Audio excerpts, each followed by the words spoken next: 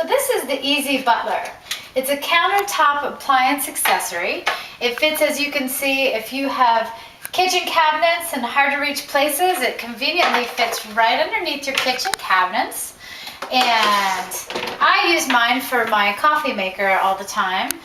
So I store it like this, and then when I'm ready to use it, I just pull it out.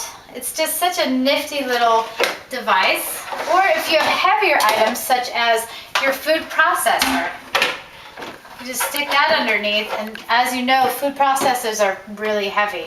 So again, this countertop appliance, it extends 21 inches out. The sliding caddy makes for easy access to small kitchen appliances or heavy items such as this. And it works with coffee makers and blenders, food processors, espresso machines, toasters, you name it. You can put pretty much anything on here. And the large wheels, they roll forward and backwards with very little effort, as you can see. And this is another heavy duty appliance that I have, is a juicer. It's very heavy. And again, it can hold even this heavyweight Champion juicer. So, and it looks good. It's just nice little sleek, black, Easy Butler. It's a great little appliance. I love it.